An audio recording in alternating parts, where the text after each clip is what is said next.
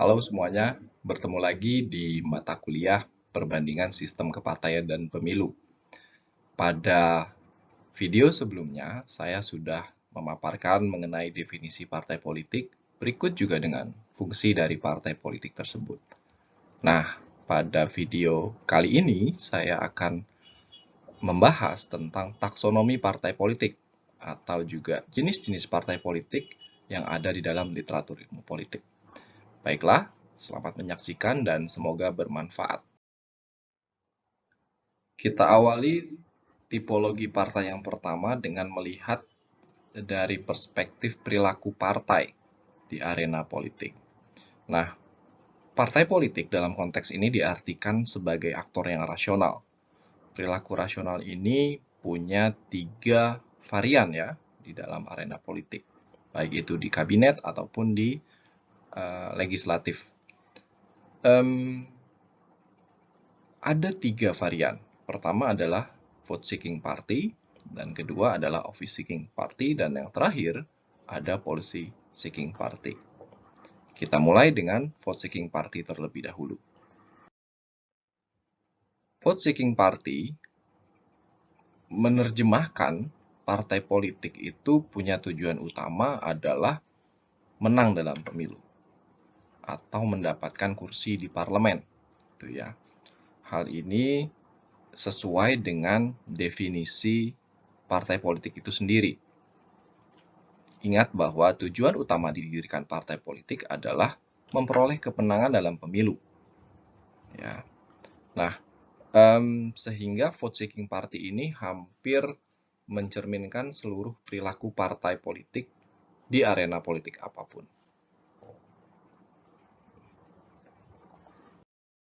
Berikutnya adalah office seeking party. Nah, dalam konteks ini, partai berperilaku sesuai dengan interest-nya untuk mendapatkan posisi-posisi politik. Ya. Kalau kita coba pahami sebenarnya, political office atau jabatan politik itu kan punya 3 keuntungan bagi siapapun yang mendudukinya. Pertama, dari sisi pendapatan. Ya, income. Jelas, menjadi seorang politisi, Anda mendapatkan gaji yang lebih besar, ya kan? Ketimbang misalnya orang-orang yang tidak memiliki jabatan politik. Selain gaji, juga ada fasilitas lainnya yang biasanya didapatkan oleh seorang pejabat politik. Ya, contoh misalnya di sini saya sampaikan sebagai seorang anggota DPR RI itu kan kita bisa lihat gajinya sebenarnya tidak terlalu besar. Namun kalau dilihat fasilitasnya sangat fantastis ya.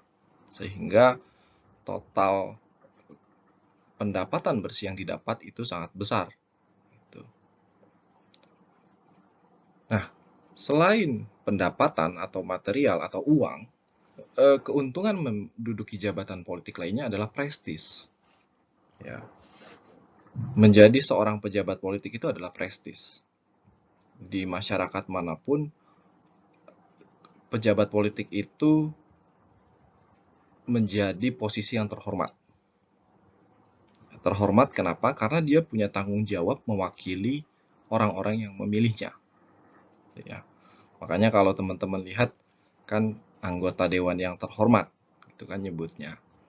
Tidak ada anggota dewan yang tidak terhormat. Nah, ini sebenarnya sebuah simbol dari prestis dalam jabatan politik. Dan yang terakhir, benefit yang sangat penting adalah kekuasaan. Sebagai seseorang yang menduduki jabatan politik, maka kita punya kekuasaan untuk menentukan hasil dari sebuah proses politik. Ya, kita punya kekuasaan dalam proses pembuatan keputusan. Kita punya kekuasaan dalam agenda setting, menentukan apa isu yang harus dibahas dalam proses politik. Dan kita punya kekuasaan untuk mempengaruhi opini atau persepsi orang lain, baik itu orang-orang yang kita wakili atau kemudian orang masyarakat secara umum ya. Ketiga keuntungan inilah yang menjadi motivasi rasional bagi sebuah partai, baik itu secara organisasi ataupun secara individual. Varian yang ketiga adalah policy seeking party. Kalau di varian pertama kita melihat partai punya orientasi untuk mendapatkan suara dalam pemilu, kemudian di varian kedua partai punya orientasi untuk menduduki jabatan politik, maka di sini ada nuansa ideologis yang lebih kental ya. Artinya partai itu berupaya untuk memperjuangkan garis kebijakan tertentu. Nah, dalam konteks ini biasanya partai politik itu kan punya manifesto politik yang menggambarkan apa pandangannya terhadap kondisi sosial, politik, dan ekonomi di negaranya. Dan seperti apa sih seharusnya kebijakan negara yang diambil. Nah, policy seeking party berupaya agar nilai atau ideologi partainya itu bisa diakomodasi dalam kebijakan yang dihasilkan oleh negara. Jadi kalau kata Stone, policy seeking party itu berupaya untuk memaksimalkan ya dampak mereka terhadap orientasi kebijakan publik. Tentunya tiap partai punya garis ideologi yang berbeda-beda dan ketika tiap partai mengambil posisi sebagai policy seeking party, maka kita akan melihat bagaimana adanya proses negosiasi, konflik gitu ya, dan akhirnya mungkin ada konsensus atau mungkin malah tidak ada konsensus gitu, terkait dengan pengambilan kebijakan khususnya undang-undang. Inilah policy seeking party. Jadi kalau kita simpulkan, vote seeking itu suara, kemudian suara dalam artian mencoba menggunakan pemilu, lalu office seeking itu partai, kan dia aktor yang rasional dan tentunya dia berupaya mendapatkan jabatan politik, baik itu di parlemen ataupun kemudian di kabinet ya. Lalu yang terakhir adalah partai juga berorientasi pada ideologi atau garis kebijakan yang dia percayai. Dan inilah policy seeking party. Pertanyaan berikutnya, apakah tiap partai itu mengambil posisi yang berbeda-beda gitu ya. Misalnya partai A sudah pasti hanya vote seeking party. Tidak. Jadi sebenarnya pembagian ini, tiga varian ini, itu bisa muncul dalam satu partai. Gitu ya. Dan ketiga perilaku atau peran yang dilakukan oleh partai di arena politik tersebut tentunya ada trade-off-nya ya. Jadi kalau kita lihat terkait dengan vote seeking gitu ya. Nah, seringkali partai itu berorientasi pada vote seeking lebih banyak. Kenapa? Karena dengan mendapatkan suara lebih banyak tentunya partai punya potensi untuk mendapatkan jabatan politik lebih besar. Nah, ketika jabatan politik itu lebih besar, maka dia juga bisa memperjuangkan ideologi atau garis kebijakannya lewat jabatan politik tersebut, baik itu di parlemen ataupun melalui kabinet. Kemudian trade-off yang kedua adalah perilaku policy seeking itu punya korelasi yang lebih kuat dengan vote seeking. Kenapa? Karena biasanya dalam konteks partai yang sudah terinstitusionalisasi dengan baik dan dalam konteks di mana party ID itu konsisten ya di satu negara, maka orang itu kan voters itu memilih partai berdasarkan ideologi atau garis kebijakannya. Sehingga bagi partai politik dalam kondisi seperti ini, memperjuangkan garis kebijakan yang konsisten itu lebih kompatibel dengan upaya mereka untuk mendapatkan dukungan suara. Apabila partai politik tersebut tidak memperjuangkan ideologi atau garis kebijakan yang konsisten, maka ada kemungkinan besar dia tidak akan dipilih lagi oleh para pemilih di pemilu berikutnya. Ya. Nah, kondisi ini semakin menghadirkan insentif yang lebih kuat bagi partai ya untuk memperjuangkan garis kebijakannya, khususnya bagi partai-partai petahana, incumbent, partai-partai yang berkuasa sekarang, gitu ya.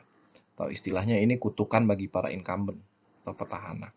Jadi partai pemerintah itu lebih banyak disorot oleh para voters. Jadi apakah garis kebijakan atau ideologi yang dulu digaungkan oleh si partai politik pemerintah ini tetap konsisten selama dia berkuasa atau tidak. Nah, ini yang kemudian juga seringkali kalau kita lihat partai politik pemerintah itu berupaya agar yang namanya janji-janji politik, ideologi politiknya tetap konsisten selama dia memerintah. Seperti itu ya. Karena kenapa? Efeknya sangat besar terhadap potensi dia untuk dipilih kembali pada saat pemilu berikutnya. Sekarang kita beralih dari tipologi partai berdasarkan perilakunya kepada tipologi partai berdasarkan perkembangan sejarahnya. Nah, dalam literatur ilmu politik lazimnya keempat tipe inilah yang dikenal gitu ya. Nah, keempat tipe ini dikembangkan berdasarkan pengamatan terhadap perkembangan partai politik di Eropa dan Amerika Utara. Jadi harap diingat ini adalah konteksnya kasus Eropa dan Amerika Utara ya. Mungkin ada beberapa hal yang kompatibel atau sesuai dengan partai politik di luar Eropa atau Amerika Utara, tapi ada juga beberapa hal yang tidak. Namun harus diingat bahwa ya inilah yang berkembang di dalam literatur ilmu politik khususnya studi kepartaian. Kita bahas satu-satu ya. Pertama adalah partai elit. Nah, partai elit ini berkembang pada abad ke-19, ya tahun 1800-an. Pertengahan 1854 itu mulai berkembang. Kita harus paham dulu kondisinya. Pada waktu itu, tidak semua masyarakat punya hak politik. Ya. Yang punya hak politik lebih banyak adalah kalangan bangsawan dan kalangan borjuis. Jadi kalangan bangsawan ini misalnya pemilik tanah, gitu ya. Sebagian besar pemilik tanah pada waktu itu.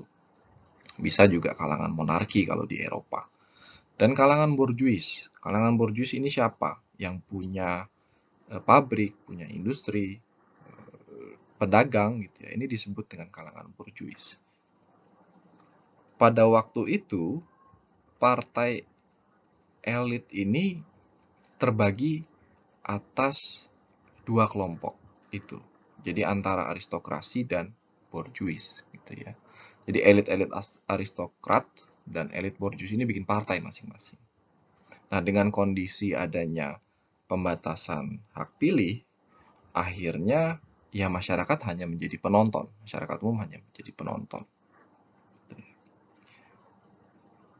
Partai elit itu belum terorganisir dengan baik. Sistem komunikasi manajemennya lebih banyak bersifat personal, gitu ya.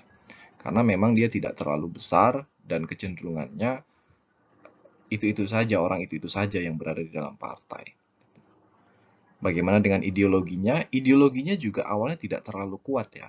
Jadi belum ada kesadaran ideologis di dalam partai elit pada waktu itu. Hanya kesadaran bahwa mereka mewakili kepentingan kelompok tertentu.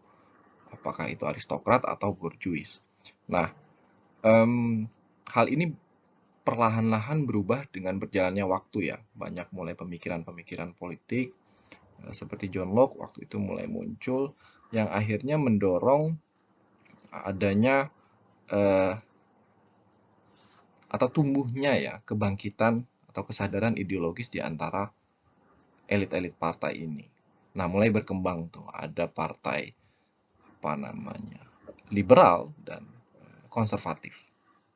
Konservatif ini diwakili oleh kelompok aristokrat, partai elitnya aristokrat, dan liberal ini partai elitnya kelompok borjuis.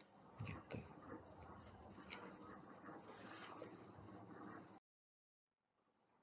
Seiring dengan berjalannya waktu, terjadi perubahan karakter dan organisasi partai elit ya.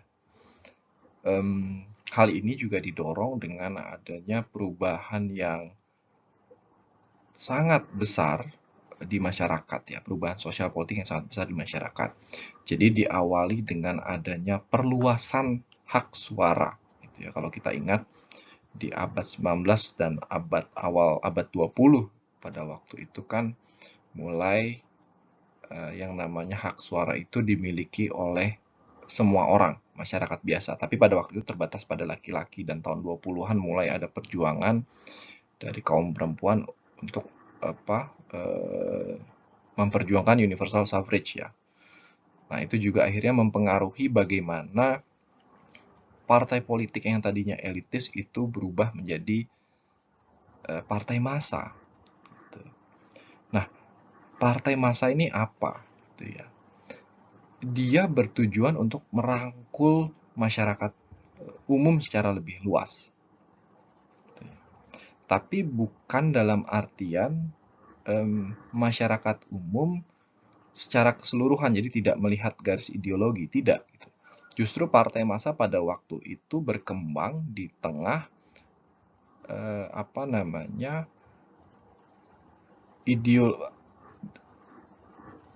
di tengah pembagian ideologi yang lebih tegas di masyarakat. Jadi ada kaum buruh gitu ya, dan kemudian ada kaum pemilik modal gitu, kemudian dan juga beberapa ideologi yang memang sangat pesat pada awal abad ke-20 secara global. Gitu.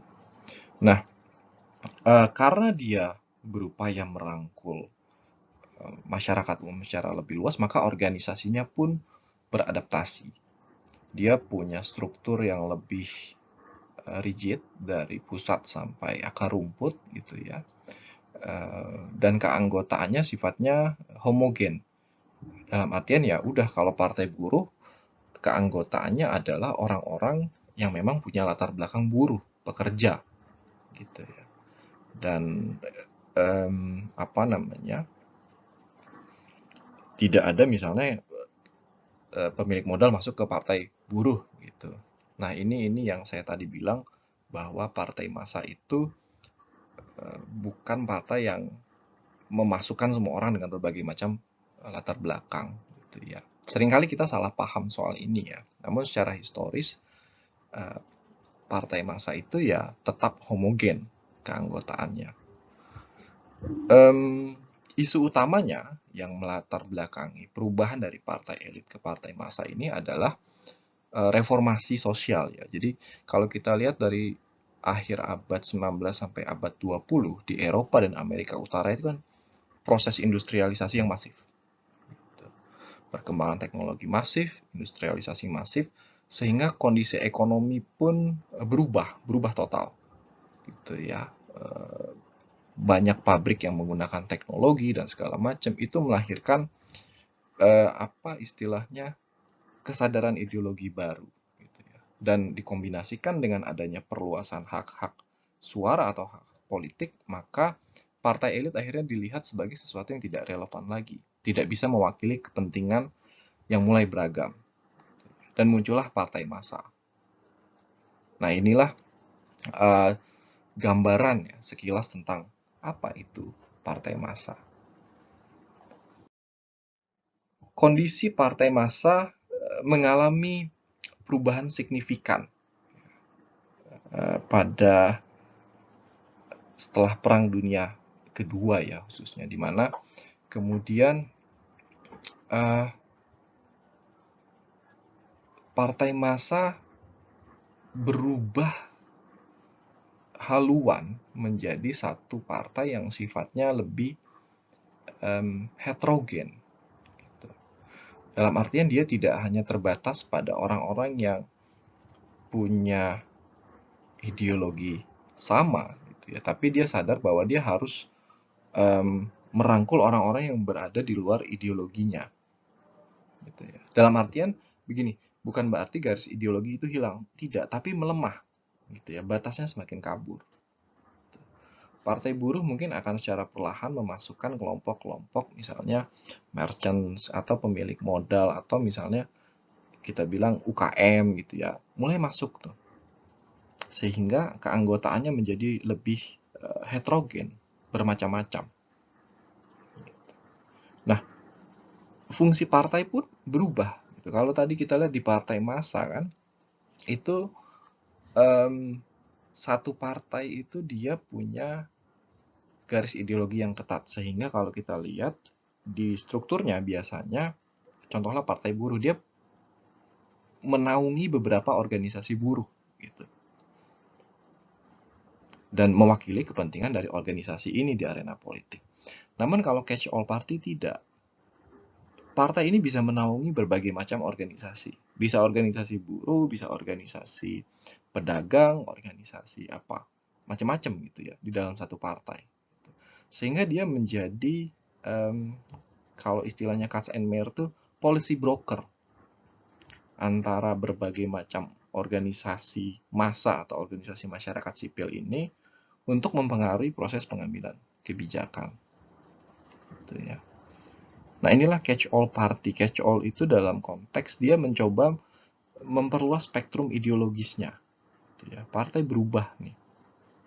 Setelah Perang Dunia Kedua kan kondisi sosial ekonomi global itu berubah sangat drastis ya. Ketakutan akan perang, kemudian muncul pusat-pusat pertumbuhan ekonomi baru, gitu kan, muncul kelas menengah baru gitu ya. Nah ini mengubah cara pandang partai dan dia beradaptasi gitu, untuk survive. Jadi partai massa secara perlahan berevolusi menjadi catch all party, lebih heterogen.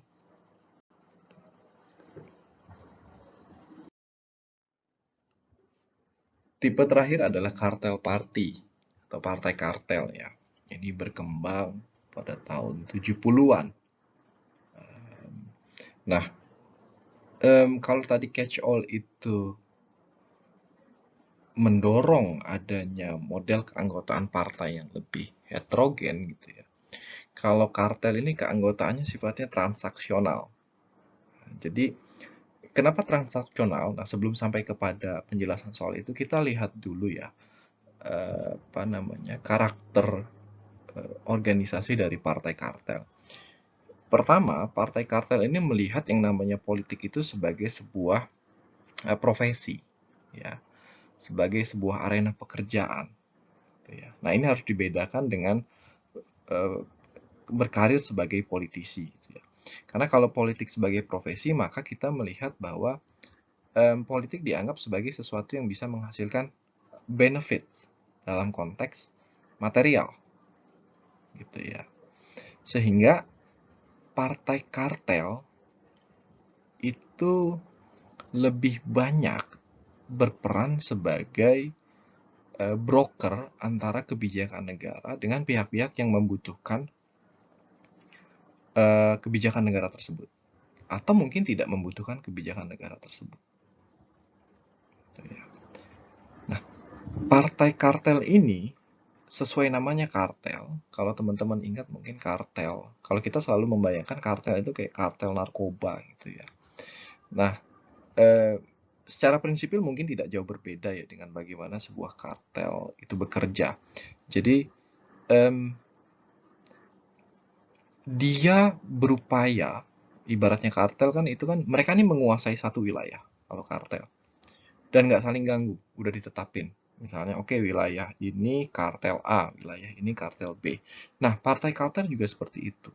Jadi misalnya partai A, oke, partai A itu misalnya dapat posisi kabinet sebagai Menteri Pertanian. Ya udah. Jadi semua kebijakan terkait pertanian itu diatur oleh si partai itu. Kemudian partai B misalnya dapat di posisi di Menteri Perdagangan. Nah, udah semuanya diatur kebijakan terkait perdagangan gitu. Nah, ini kan kayak kartel ya, dibagi-bagi antara mereka sendiri. Mereka-mereka yang mendapatkan kursi di kabinet. Mereka-mereka yang tergabung dalam koalisi. Ya.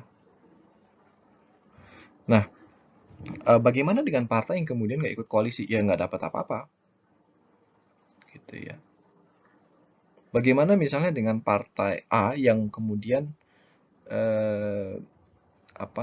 ingin mempengaruhi kebijakan di sektor perdagangan yang dikuasai partai B? Bisa, tapi tergantung dengan negosiasinya. Apa yang bisa diberikan, apa yang bisa didapatkan. Jadi ini secara prinsip ya memang seperti kartel, gitu ya.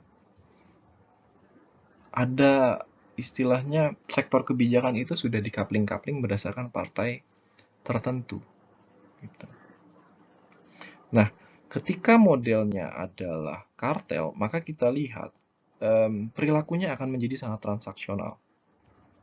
Gitu. Politik itu menjadi sesuatu yang transaksional. Anda punya apa, saya punya apa, kira-kira kita dapat benefit apa nih dari satu kebijakan ini. Dan hal ini kemudian mempengaruhi juga bagaimana internal organisasi dari partai kartel. Keanggotaannya bersifatnya transaksional. Ketika pemilu misalnya, penentuan calon legislatif misalnya. Oke, partai kartel akan cenderung melihat siapa yang punya modal paling kuat dan siapa yang punya peluang untuk menang. Gitu. Ideologi itu bukan menjadi satu hal yang signifikan untuk menunjuk orang yang mewakili partai di daerah pemilihan tertentu. Sehingga dalam prakteknya ya, kalau kita lihat contohnya di negara kita ya sangat nyata, orang yang memang tidak pernah berkarir di partai itu kemudian tiba-tiba bisa menjadi caleg di partai tersebut, nomor urutnya paling atas lagi. Dan kalau kita lihat misalnya sekarang di DPR khususnya setelah era reformasi 2004 ke sini itu lebih banyak pengusaha gitu ya, orang yang memang punya modal yang akhirnya berhasil lolos ke parlemen. Sangat jarang sekali kita melihat politisi karir, orang-orang yang memang membangun karirnya di partai itu dari tingkat akar rumput sampai ke tingkat nasional. Gitu ya. Nah, ini mencerminkan bahwa keanggotaan partai kartel itu sangat transaksional. Itu. Anda punya apa untuk bergabung dengan partai ini? Gitu ya. Apa yang bisa diberikan? Nah, akibatnya ya perilaku partai akhirnya menjadi pemburu rente ya kan. Ya iya, dia menguasai satu sektor kebijakan tertentu sehingga dia bisa mengendalikan atau setidaknya mempengaruhi bagaimana pemerintah menetapkan kebijakan di sektor tersebut. Macam-macam mulai dari misalnya kebijakan apa yang lagi rame dan selalu rame ya, misalnya impor beras gitu kan. Atau kemudian kebijakan terkait investasi yang juga lagi marak gitu. Nah, ini partai-partai yang kadernya ditaruh di jabatan pemerintahan di kabinet itu kan punya pengaruh yang sangat luas terkait dengan apa sih hasil kebijakannya, dan ini dimanfaatkan oleh partai bagi keuntungan si partainya atau individu yang ada di dalam partai. Ya. Dan akibatnya apa? Partai kartel itu sangat kapital intensif, syarat dengan modal ya, kan dia transaksional. Ya kan? Untuk survive partai membutuhkan modal finansial yang besar gitu. Caranya gimana? Ya udah, menjadi pemburu rente. Dan tidak heran misalnya kalau kita lihat, kalau di negara kita kasusnya ya banyak kader partai yang kena korupsi, apalagi posisinya menteri gitu ya. Baru berapa tahun kabinet ini berjalan, udah 2 menteri saja sudah tertangkap oleh KPK karena kasus korupsi itu kan. Inilah partai kartel dan inilah model yang mungkin ini model ini sebenarnya berkembang di Eropa tahun 70-an ya, seiring dengan 70-80, seiring dengan adanya tren privatisasi ya. Pada waktu itu kan apa namanya, beberapa negara akhirnya mengambil keputusan untuk melakukan relaksasi terhadap peran negara di sektor ekonomi. Nah, ketika ini terjadi, privatisasi terjadi, akhirnya partai mau nggak mau ikut dalam proses ini gitu, dan melihat bahwa ada celah di mana mereka bisa menjadi pemburu rente, gitu ya, in the name of economic growth. Nah, model ini juga berkembang di beberapa negara, bahkan mungkin untuk Indonesia, studi tentang partai kartel ini banyak sekali ahli yang sudah menelitinya. Ada perdebatan, ada yang setuju, ada yang tidak, gitu ya. Namun ciri-ciri dari partai kartel ini ada nyata, gitu ya. Walaupun mungkin tidak seluruhnya. Baiklah, itu saja materi pada sesi 3 kali ini terkait dengan taksonomi partai politik dalam literatur keilmuan ilmu politik. Semoga bisa menambah wawasan teman-teman sekalian. Sampai ketemu di video materi berikutnya.